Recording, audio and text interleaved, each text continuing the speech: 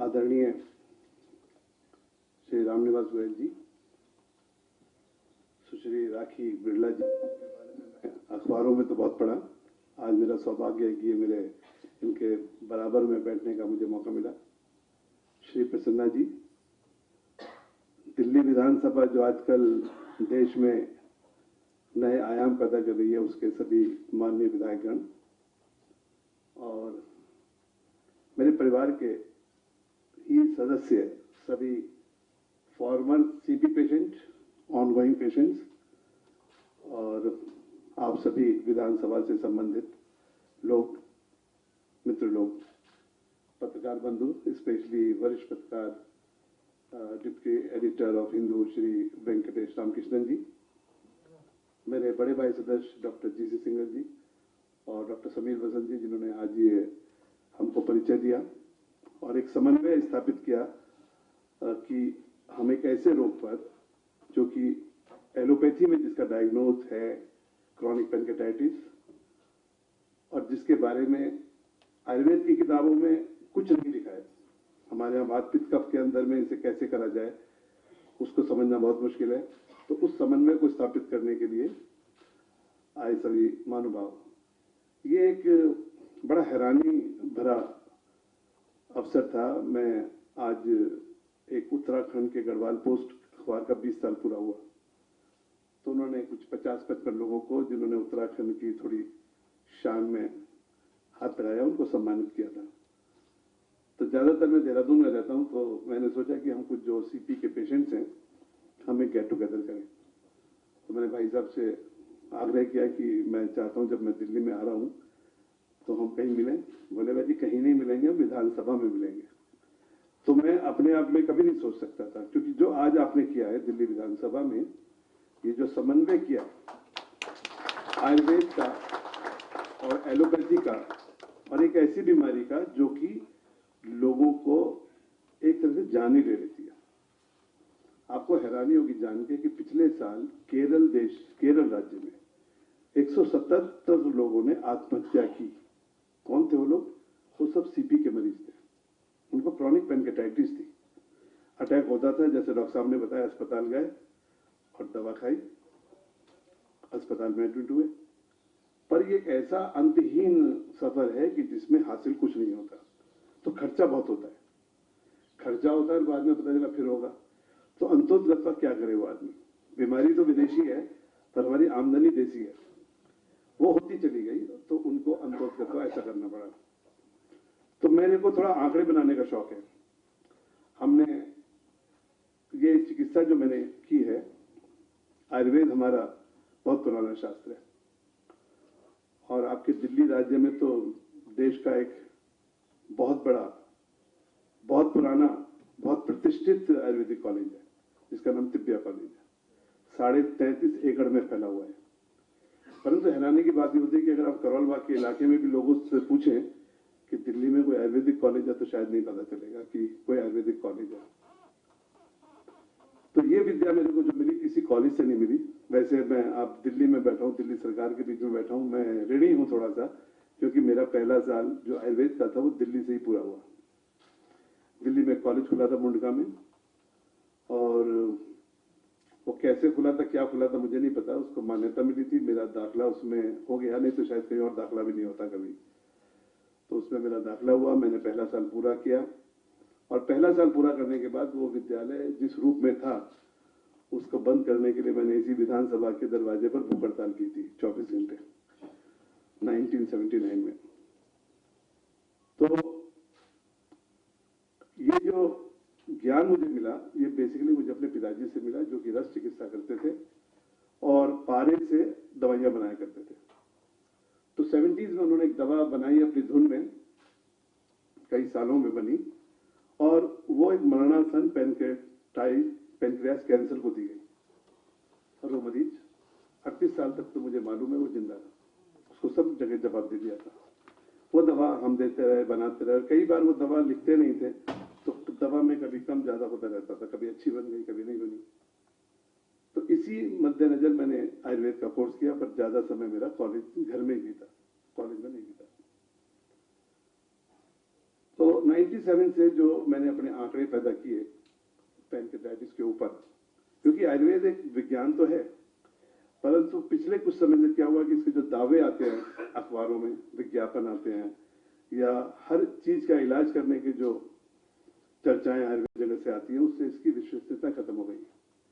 तो इसकी विश्वसनीयता कैसे होगी? प्रमाणों से होगी। सम्यक ज्ञानम प्रमाणम, सारा जो ज्ञान है वो प्रमाणों के ऊपर है। हमने एक बीमारी को पकड़ा, और भी कुछ है। तो पैनक्रेटाइटिस एक ऐसी बीमारी है जिसमें 97 से लेके अभी तक, आज की तारीख तक मेरे पास 242 मरीज आए हैं। तो किताबों में जो लिखा है वो डॉक्टर समन मसन जी बहुत अच्छी तरह बता सकते हैं, पर हमने जो किया है वो हमारे तजुर्बे में किया है। तो जो बीमारी लिखा है कि साउदर्न स्टेट में सबसे ज्यादा है, तो हमको पता चला कि दिल्ली और एनसीआर में 242 में से 42 पेशेंट दिल्ली और राजधानी क्षेत्र के क्षेत्र हैं। और ये सब लोग कौन है? ये सब वो लोग हैं जिन्होंने कभी शराब नहीं पी, कभी मांस मच्छी नहीं खाया, कभी तंबाकू नहीं खाया। तो बीमारी है, और इसका जो इलाज है वो तांबा, पारा और गंधक के योग से बनने वाली एक दवा है जो आयुर्वेद के रस शास्त्र पर आधारित है। 3 साल लगते हैं इसको बनाने में, पर दवा देने के बाद पहले दिन से आराम होना शुरू हो जाता है। तो आज जो हमने सम्मेलन यहाँ पर आप लोगों की विधानसभा में हुआ है, ये देश में ये प्रथम प्रयास है। मैंने बहुत जानने की कोशिश की कि किसी विधानसभा ने कभी भी अगर किसी बीमारी के ऊपर बात की, गोष्ठी तो हुई, पर वो केवल एलोपैथी के लिए थी। पर अपनी स्वदेशी का दम भरने वाले लोग जो कहते हैं स्वदेशी स्वदेशी, किसी ने भी इस आयुर्वेदिक चिकित्सा को किसी बीमारी के लिए प्रमोट करने की बात नहीं की। इसके लिए मैं माननीय रामनिवास गोयल जी का सदैव आभारी रहूंगा, और आप सभी का, कि आपने हमें बुलाकर आयुर्वेद को सम्मान दिया है, मेरे काम को सम्मान दिया है, और यहाँ पर जितने भी रोगीगण हैं जो भूतपूर्व हैं या जो चल रहे हैं, उन सबके अंदर एक विश्वास पैदा किया है, क्योंकि सरकार जब किसी के साथ देती है तो उसकी प्रमाणिकता होती है। तो इस बीमारी का जो मैं आंकड़ा बता रहा था आपको कि इसमें हमारे पास जो सबसे ज्यादा मरीज हैं उसमें उत्तर प्रदेश के भी हैं।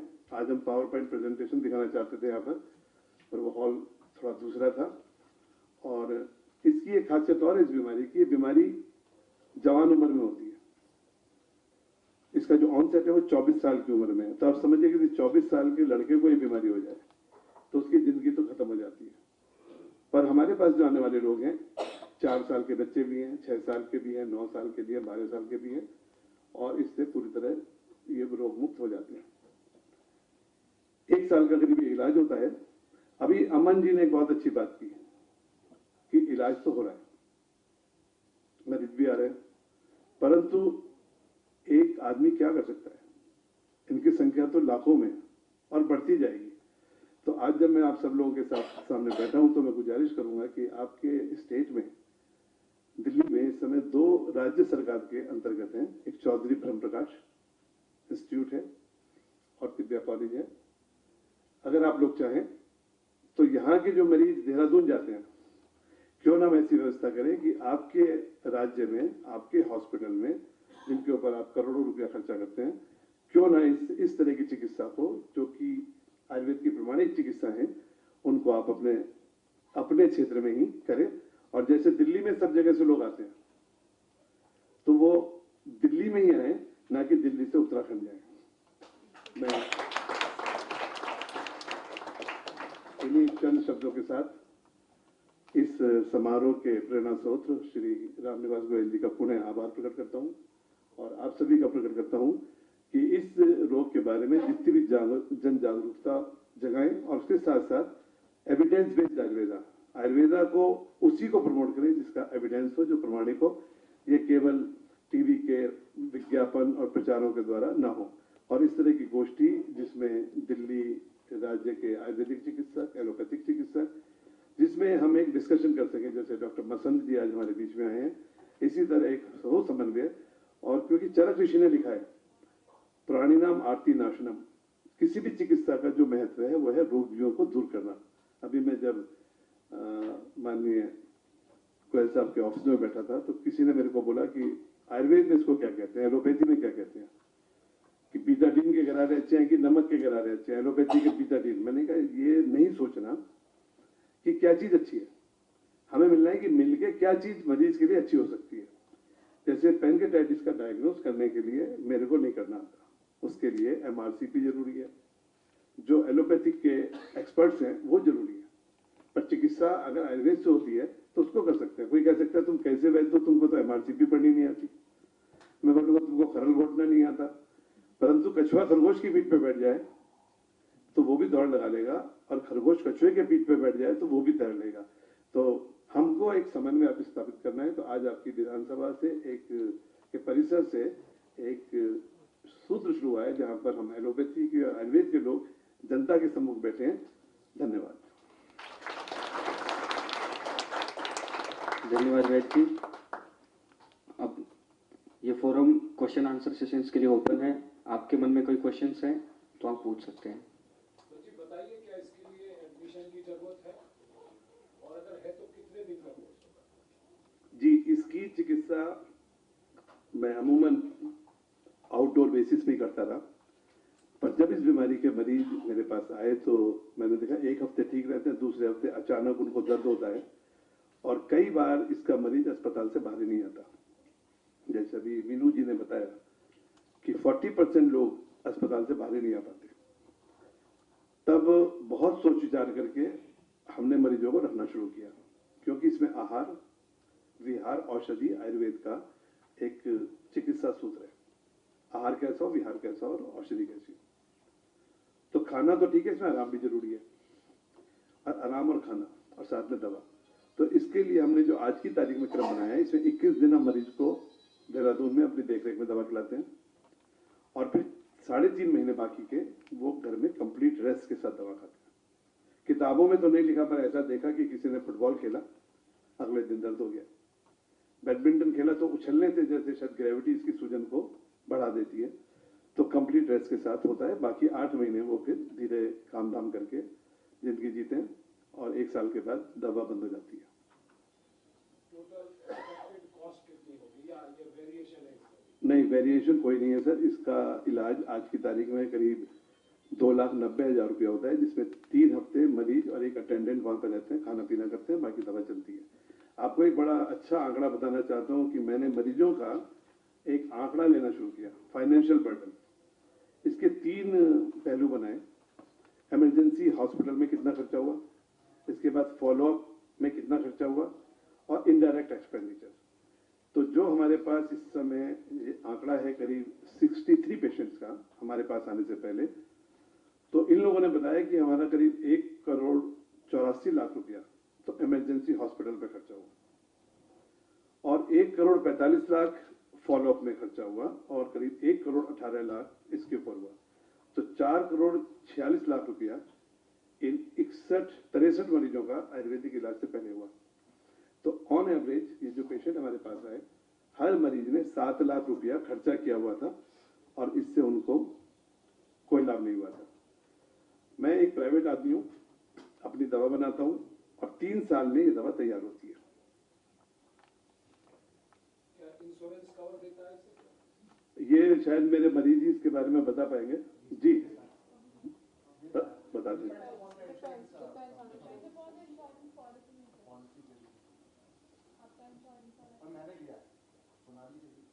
I think government accredit Ayurvedic hospital भी करते हैं इंश्योरेंस कंपनी, क्योंकि गवर्नमेंट हॉस्पिटल नहीं है तो इसलिए नहीं करते, कुछ नंबर ऑफ बेड्स पे डिपेंड है। आप बोलो कुछ समझिए।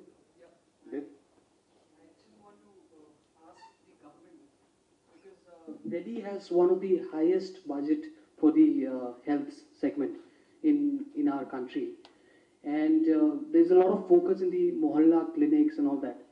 But I just want to ask the government: do you have any focus on research and development? Like, see, I am a patient of pancreatitis, so I look forward to the government that if you could support such act to develop medicines and Ayurveda and all that.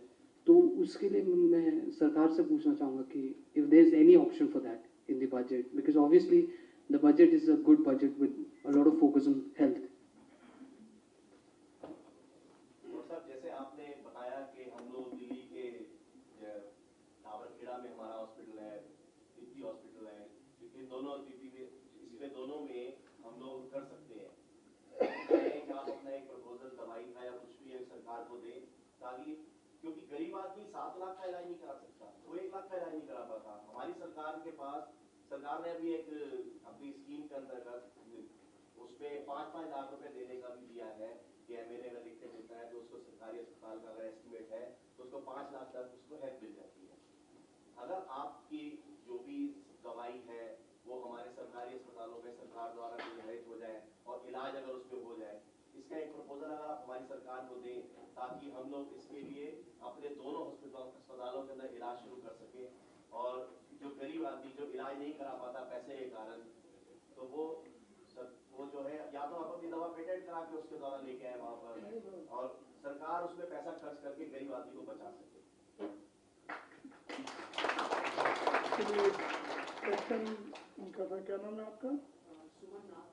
Suman ji का question था, दूसरे का आपका बैठ जी देंगे। क्योंकि हम लोग है ना जो 15-15 लाख रुपए भी लोगों को दिलाते हैं, चाहे वो सेंटर की स्कीम से दिलाए, चाहे केंद्र की दिल्ली सरकार की स्कीम से दिलाए, चाहे प्रधानमंत्री राहत से मिले, चाहे हमारे सीएम राहत से मिले, तो लोगों को दिलवाते हैं इलाज कराने के लिए, लेकिन उसमें एस्टिमेट सरकार का चलता है, सरकारी अस्पताल का चलता है। उसी एस्टिमेट के हिसाब से liver transplant, bone marrow transplant, kidney transplant, इस सब के पैसे के लिए हम लोग करते हैं। तो हम कोशिश यही करेंगे कि अगर इस तरह के आप अपना अगर प्रपोजल गवर्नमेंट को दे दें, गवर्नमेंट इसको, हमारे 2 अस्पताल बहुत बड़े-बड़े हॉस्पिटल्स हैं, इसके अंदर ले आए, तो जो गरीबों को फायदा नहीं मिल पा रहा वो मिलेगा और बहुत से लोगों की जान बचेगी। जैसे आपने बताया कि 243-43 के आसपास ही लोगों का अभी तक इलाज हुआ, अगर ये आपके द्वारा अगर ये दिल्ली सरकार के अंदर आ जाता है तो इसके अंदर आगे 1-2 जीरो आराम से लग जाएंगे। जी, मैं आपका परिचय करा दूं। राजेश ऋषि जी एमएलए हैं, साथ के साथ सेक्रेटरी हेल्थ है, इन्हें नॉलेज। एक राजेश गुप्ता जी भी आ गए हैं, वो भी हमारे पार्लियामेंट्री सेक्रेटरी हैं हेल्थ, हालांकि तलवार इन पे लटकी हुई है लंबी चौड़ी।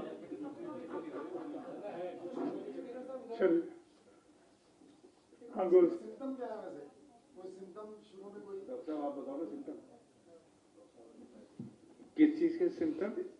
Chronic pancreatitis. क्रॉनिक पैनक्रेटाइटिस में सबसे पहले पेन, दर्द होता है। दर्द एक प्रोमिनेंट सिम्टम है क्रॉनिक पैनक्रेटाइटिस का।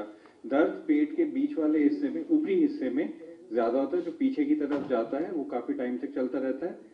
इसके साथ साथ जो मेन चीज होती है वेट लॉस होता है, क्योंकि पाचन शक्ति, वो जो जूसेस हैं वो काम नहीं कर रहे, वो बन नहीं पा रहे, तो कोई भी चीज हम ले रहे हैं जैसे प्रोटीन, फैट, कार्बोहाइड्रेट कुछ भी ले रहे हैं, वो डाइजेस्ट नहीं हो रहा और एब्जॉर्ब नहीं हो रहा, तो वो सारा वेस्ट जा रहा है, स्टूल में जा रहा है, विटामिन मिनरल्स वो भी सब वेस्ट जा रहे हैं। तो वो पेशेंट का वेट लॉस होगा, बिल्कुल पतला दुबला सा पेशेंट आपके पास आएगा, और तीसरा उसको शुगर होने की संभावना है। ये 3-4 मेन लक्षण होते हैं क्रॉनिक पैनक्रेटाइटिस के।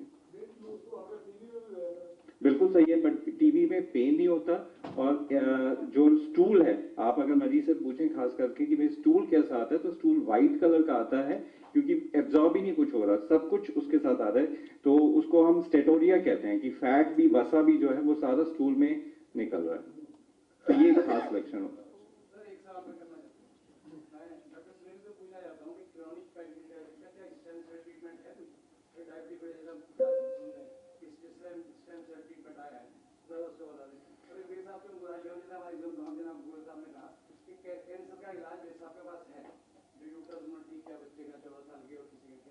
इसके बारे में जानना चाहते हैं कि मतलब जिस तरह से दुनिया में परेशान है और हम लोग भी सफर कर रहे हैं, मैं प्रैक्टिस करता हूँ, मैंने BI यूज किया है, मतलब 78 में, तो क्या इसका ट्रीटमेंट एक्चुअल में है, और है तो मतलब तो why is not coming out? बहुत परेशान है इससे, और इंडियन इंस्टीट्यूट में जगह जगह जाती है, तो अगर है तो सर मतलब कि हम भी प्रचार करें उसका, और कुछ इस टाइप से गवर्नमेंट से भी मैं चाहूँगा कि इस तरह एक हॉस्पिटल बनाएंगे जिसमें ऐसे लोग आए, उनमें ट्रीटमेंट हो, बहुत लोग परेशान है, ये जानना चाहूँगा।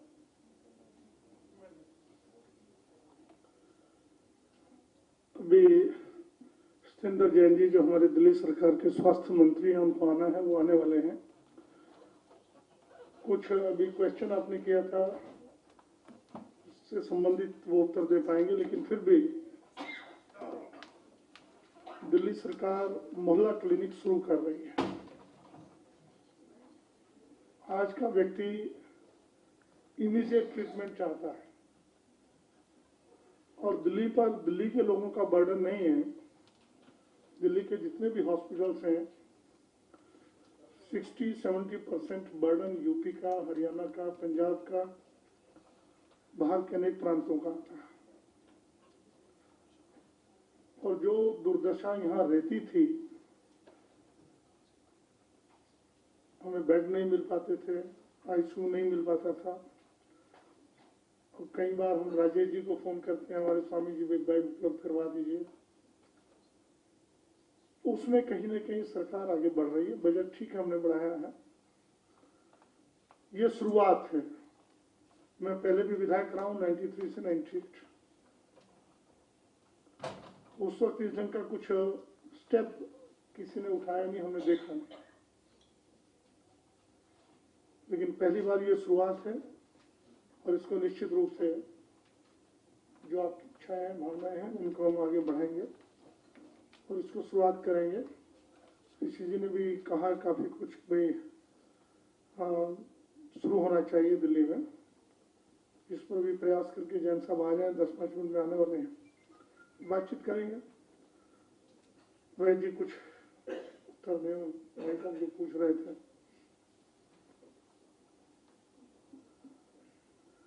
आपका सवाल और सुझाव दोनों बड़े सामयिक हैं और मैं तिब्बत कॉलेज की जो रिजुनेशन कमेटी है, मैं उसका भी मेंबर रहा हूँ और चौधरी ब्रह्म प्रकाश की गवर्निंग बॉडी का भी मेंबर रहा हूँ। पर एक शिकायत आप लोगों से है, जब से आपकी सरकार आई है तब से गवर्निंग बॉडी की एक भी बैठक नहीं हुई। तो जब बैठकें नहीं तो सुझाव कहां से आएंगे? आपका जो चौधरी ब्रह्म प्रकाश इंस्टीट्यूट है, मैं बोलूंगा कि वो आर्ट ऑफ कॉलेज आयुर्वेद का इतना सुव्यवस्थित और विस्तृत मैंने आयुर्वेदिक कॉलेज कहीं नहीं देखा। जंगल के अंदर बना हुआ है। नहीं, 3000 की ओपीडी तो हो रही है, परंतु एक होता है रेफरल। आप अगर कहीं भी गांव में यहाँ पर ओपीडी खोल दे जिसके आसपास कोई अस्पताल नहीं हो, तो अस्पताल तो भर जाएगा, क्योंकि वो दिल्ली तक आने में तो ओपीडी तो हो गई। पर जो हमारे कॉलेज हैं ये आयुर्वेद, अब अगर मैं आयुर्वेद से बोलता हूँ कि साहब मैं छोटी मोटी बीमारियों के बारे में, जैसे कोई बोलता है कि साहब सेरिब्रल पैल्सी की बीमारी है, एक बच्चे को सेरिब्रल पैल्सी हो जाती है, वो अपाहिज हो जाता है, तो उसकी जो चिकित्सा कर रहे हैं उसमें मार्जिनल इंप्रूवमेंट या पेशेंट्स के फैमिली को साइकोलॉजिकल भी हम कुछ इलाज कर रहे हैं, पर वस्तुतः वो बीमारी ठीक नहीं होती, कभी ठीक नहीं होती। तो मैं जब वहां गया तो पैल्सी का हो रहा है, तो आई सेड कि ओके आप काम कर रहे हैं तो इसमें एक थोड़ा सा डिसेबिलिटी स्टेटस स्केल भी जोड़ लीजिए। तो जो हमारे आयुर्वेदिक संस्थान हैं वो आयुर्वेद तो करें पर साथ में मॉडर्न मेथोडोलॉजी को भी डालें उसमें, जिससे थोड़ी रिसर्च हो और उसका इम्पैक्ट फैक्टर आए। मैं अपनी चिकित्सा के बारे में बात करूंगा कि मेरी जो दवा बनने की जो प्रक्रिया है वो 3 साल की है और इस तरीके से कोई भी दवा दोनों जगह नहीं बनती है, न बन पाएगी, क्योंकि ना तो सैटरडे होगा ना संडे होगा, न दिन होगा ना रात होगा। तो गंगा जी के प्रवाह की तरह काम करती है रसशास की, और इसकी चिकित्सा करने के लिए हमें 2 अस्पताल की जरूरत नहीं है। ऐसा नहीं है कि पूरी दिल्ली में अगर 1 करोड़ या 2 करोड़ या 4 करोड़ की आबादी है तो सब मिला के 400-500 मरीज निकल के आएंगे। तो चिकित्सा भी हो सकती है और थोड़ी सुलभ भी हो सकती है। मेरे पास मरीज आके कहता है कि वैद्य जी हम इसको अफोर्ड नहीं कर पाएंगे, तो तुम एक काम करो, मेरे से बजट ले लो और आपके पास एक सीएम रिलीफ फंड है, एक पीएम रिलीफ फंड है, और 2-4 जगह से लो, क्योंकि मेरी अपनी लिमिटेशन है, क्योंकि मुझे दवा भी बनानी है, सब कुछ करनी है। जहां तक रिसर्च की बात है तो हमारे जो मुख्यमंत्री जी हैं हरीश रावत जी ने 2 साल पहले मैंने एक सम्मेलन किया था और मैंने बताया था कि मेरे पास मरीज ठीक होते हैं, पर मरीज क्यों ठीक होते हैं इसके बारे में मुझे नहीं पता। मेरे को ये तो पता है कि मैंने डाला क्या है, पारा, तांबा, गंधक मैंने दिया है, उसके बाद उनकी घोटा घाटी और फूकने की प्रक्रिया की है, पर जब ये काले रंग का पाउडर बन जाता है मुझे नहीं पता कि ये क्या चीज है। तो नॉन रॉ मटेरियल है और नॉन फिनिश प्रोडक्ट है, नॉन रिजल्ट है, इन दोनों के बीच में जर्नी है। तो 7 साल लगेंगे इसको पूरा करने में और 5,07,90,000 रुपए लगेंगे। तो मुख्यमंत्री जी को पसंद आई मेरी बात और उन्होंने एक योजना शुरू की है, ड्रग डेवलपमेंट प्रोग्राम, जो कि 8 जनवरी 2015 से शुरू हो चुका है। तो वो है दवा बनने का, वो दवा का पेटेंट भी उन लोगों ने फाइल करा दिया है। पर वो पेटेंट किसी मतलब का नहीं है, उसमें हम देख रहे हैं कि डाला क्या है, पर पेटेंट किस चीज का हो गया, बन क्या गया। तो उसकी जानकारी आपके दिल्ली राज्य में IIT के पास है, मैंने काफी कोशिश की, पर फिलहाल IISc बेंगलोर में है, Indian institute of science Bangalore, वहाँ का फिजियोकेमिकल जो डिपार्टमेंट है वो इसकी एनालिसिस कर रहा है कि इसमें क्या चेंजेस आ रहे हैं। अभी तक जो हमारे पास जानकारी आई है कि इसकी जो फिनिश मेडिसिन है, इसमें पारा, तांबा, गंधक अपना मूल स्वरूप खो देते हैं, ये एक मिनरल कॉम्प्लेक्स में बन जाते हैं जिसे आइसोमॉर्फ फॉर्म में अलग नहीं कर सकते। जैसे एक कार्बन धुआं है, एक कार्बन हीरा है, एक कार्बन जल जाता है और एक आग को बुझा देता है तो कार्बन ही, पर वो आइसोमॉर्फ तौर से बंधा हुआ है आपस में। तो इसके पीछे केमिस्ट्री है। तो जब तक वो केमिस्ट्री का कंपोनेंट पूरा नहीं होगा तब तक ये फार्मूला तैयार नहीं होगा। तो 1.5 साल और लगेगा उस योजना को पूरा होने में। फिर किसी भी दवा को बाजार में लाने से पहले उसकी सेफ्टी स्टडीज होनी चाहिए। अभी जो कानून है, एक वैद्य अपनी दवा बना के मरीजों को दे सकता है, वो सेक्शन 33ED है, उसके तहत मैं चिकित्सा करता हूं और डॉक्यूमेंटेशन करता हूं। तो वैद्य को डॉक्यूमेंटेशन में कर रहे हैं, तो अगर हम दिव्या कॉलेज में भी करेंगे या चौधरी ब्रह्म प्रकाश में भी करेंगे तो कानून के तहत वो मेरा क्लिनिक होगा। एक MOU हम कर सकते हैं प्राइवेट पार्टनरशिप में, और जो लोग इसको अफोर्ड कर सकते हैं वो पैसा दें, जो नहीं दे सकते उनको सरकार मदद करे। और अगर आप सब लोग साथ देंगे तो CCRS जो सेंट्रल गवर्नमेंट की स्कीम्स हैं, अभी भाई साहब बता रहे थे कि आप कैंसर पे बोलो, तो मैंने एक असंभव काम किया हुआ है। एक तरह का ब्लड कैंसर होता है एक्यूट प्रोमाइलोसिटिक ल्यूकेमिया, इसमें ब्लीडिंग होती है और मरीज कई बार डायग्नोस के समय ही मर जाता है। तो मैं चाहता था कि किसी तरीके से मैं अपना काम शुरू करूं। तो फाइनली 14 साल तक झक मारने के बाद, जबकि राष्ट्रपति जी को भी जानता था और बहुत लोगों को जानता था, बड़ी मुश्किल से मुझे प्रोजेक्ट मिला। और वो प्रोजेक्ट कितने का था? 3,30,356 रुपए का, जिसमें मुझे 15 मरीजों का इलाज करना था, जिनका डायग्नोस पहले ऑल इंडिया में होगा, फिर मैं दवा दूंगा और उसके बाद उस पर देखा जाएगा।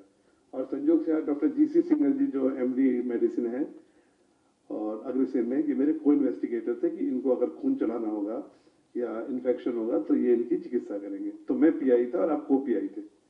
हमारे पास 15 मरीज आए, जिनमें से रिलैप्स केस भी थे, जिनका पहले एलोपैथी में इलाज हुआ था और फिर रिलैप्स हो गया था, और कुछ ऐसे थे जो डायग्नोज होते हमारे पास आए थे।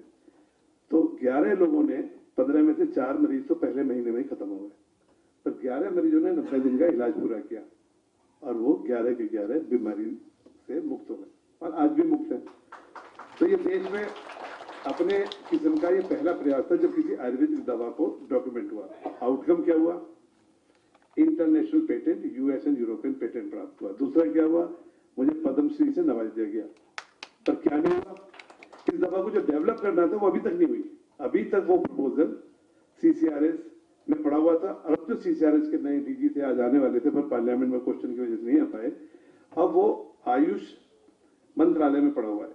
तो हमें बड़ी हैरानी होती है कि जब सरकार कहती है ना कि 10 दिन से ज्यादा फाइल नहीं रुकती है। अब इस कमरे में भी कई सारे लोग हैं जिन्होंने अपने अनुभवों को PM की ग्रीवेंस सेल पे डाला कि साहब हमारा पैनक्रियाटाइटिस ऐसे ठीक हुआ है और आप इसमें मदद करें। किस किसने लिखा था? ये सब जगह से जवाब आ गया कि वैद्य जी को बोलो कि अपना प्रपोजल दे दें। अब बताइए, जिसने 18 साल पहले ब्लड कैंसर ठीक करके दिया, उसका प्रपोजल पढ़ाओ, दूसरा लिखेगा? नहीं लिखेगा। तो हमारे देश में R&D नहीं होती है, हमारे देश में आविष्कार होते ही नहीं है। जैसे इस कमरे में बैठे हुए बता दो कौन सी चीज हम हिंदुस्तानियों ने आविष्कार किया है? ये पैनक्रियाटाइटिस की दवा एक आविष्कार है, और अगर आप सब लोग मिलकर साथ देंगे तो इससे नोबेल प्राइज आ सकता है देश में। कॉपर मेडिसिन कोई नहीं जानता, पूछे डॉक्टर साहब से, कॉपर के बारे में पता है कहीं की दवा है? कॉपर की टॉक्सिसिटी पता है? तो हमारे पास रस शास्त्र के तौर पर बहुत अच्छी अच्छी बीमारियां हैं। एक बच्चा बैठा है, मेरा दोस्त यहाँ पर, हाँ क्या नाम है तुम्हारा? तलवार मुल्तानी, जरा तुम अपने बारे में बताओ खुद।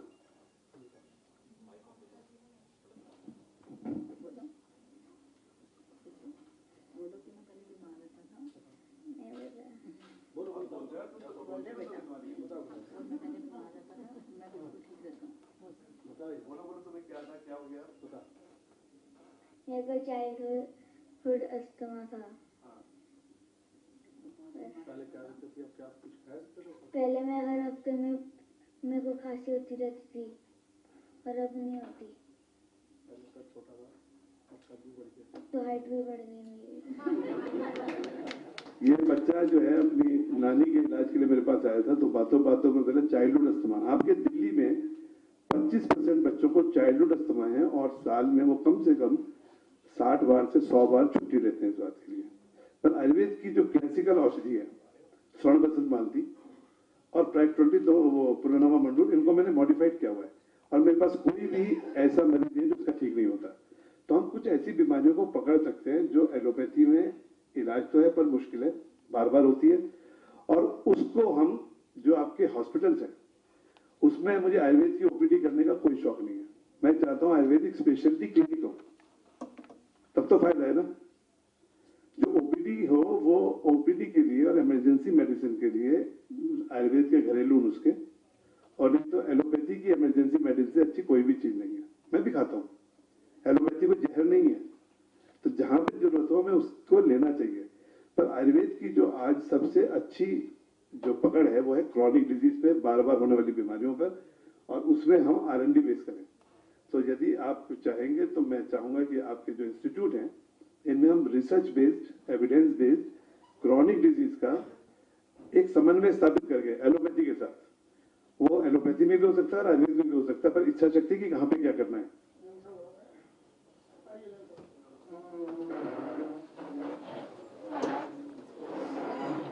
दिल्ली सरकार के हेल्थ मिनिस्टर श्री सत्येंद्र जैन जी का बहुत बहुत स्वागत है इस प्रोग्राम में।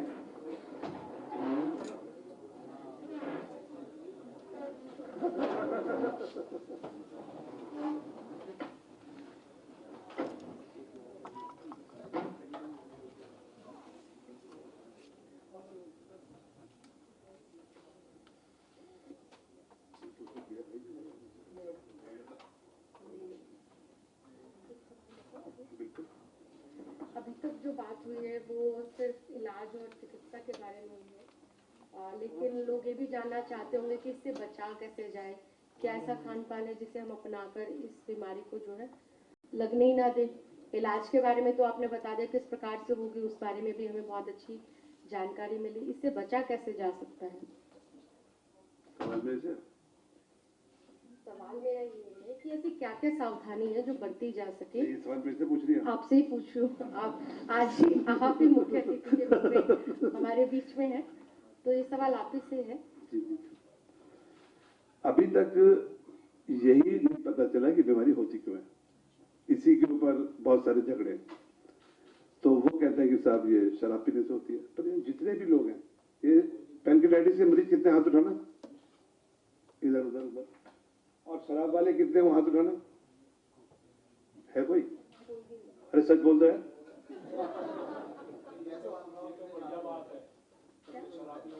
नहीं, कितने लोग शराब पीने वाले उठा देंगे? अरे सुशील शाही का नहीं, शराब पीने वाले तो होंगे इसमें।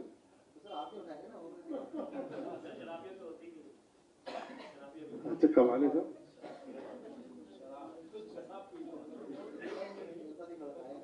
जी